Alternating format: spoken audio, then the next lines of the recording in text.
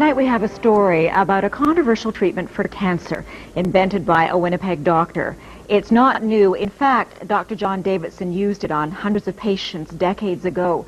What is new is that some 50 years after the doctor's death, more than half a century after his theories were dismissed as quackery, scientists are rekindling the flame of his research. With more on the legendary cancer doctor, here's CTV's medical specialist, Avis Fabro.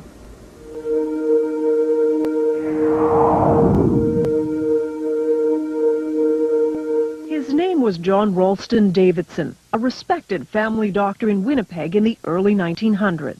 A great scientist as well as a great doctor.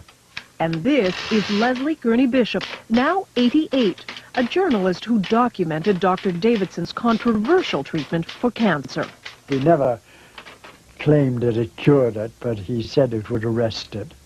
Davidson spent years studying cancer, writing medical articles on his theories, which in hindsight were remarkable for his time.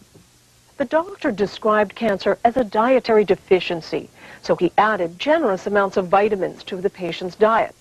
But he also said it was critical to boost the patient's own defenses against cancer. Davidson took fertilized hen's eggs just 9 days old and produced a powdered extract, which was then injected into patients with various forms of terminal cancer. Like this boy, diagnosed with lymphatic cancer, notes show that with surgery, vitamins, and the extract, he returned to normal health. Over the years, Dr. Davidson treated hundreds of cancer patients. They all said, the ones I interviewed, all said that it had benefited them tremendously. Some said they were cured. Ruth Burke's father was one of Davidson's more famous patients. Harry Leader, the Member of Parliament for Portage-la Prairie, had been diagnosed with terminal bowel cancer by the Mayo Clinic in the U.S. But under Davidson's treatment, he improved. It was controversial scientifically, but that really didn't affect Dad. He believed in it. But Davidson's medical colleagues thought the treatment was useless and repeatedly refused him research money. It's as though they'd been instructed by somebody, well, just tear him up, just tear him up. And they did. Frustrated with the lack of support, Harry Leader, with his own good health as proof, took Davidson's pleas for funding straight to Ottawa in 1944, directly to Prime Minister Mackenzie King. He never wanted any publicity from this. He simply wanted help for this man whom he felt could help humanity. The Prime Minister refused to fund Davidson's work. The doctor died 4 years later. He would die pretty well of a broken heart, if you know what I mean, because he had not been recognized. His cancer treatment thought to have died with him. But then 6 years ago, the treatment was rediscovered by a Toronto company. It hired researchers at Dalhousie University to test the theory. Could these embryonic chicken cells really be a cancer treatment? When research began, there was excitement.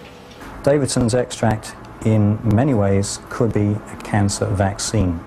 In 3 studies on mice, the compound apparently shrunk tumors. We have to be careful about raising people's hopes falsely. Jonathan Blay is one of the researchers looking at Dr. Davidson's extract. Davidson's extract, in many ways, could be a cancer vaccine. There could be things in the extract that promote a response against the cancer. But then suddenly, the research stopped. The then owners of the extract had financial problems. They stopped paying the researchers. Dalhousie was out some $60,000 and halted the experiments. The university would be interested in continuing the work because the results were very promising.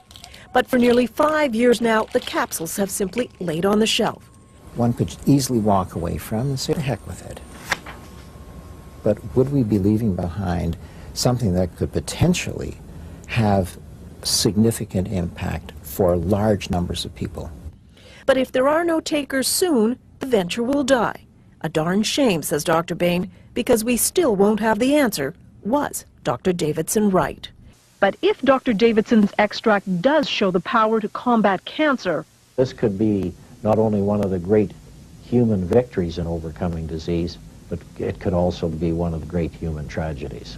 A tragedy because for the last 50 years, a possible cancer treatment and its pioneer were forgotten. Avis Favreau, CTV News, Toronto.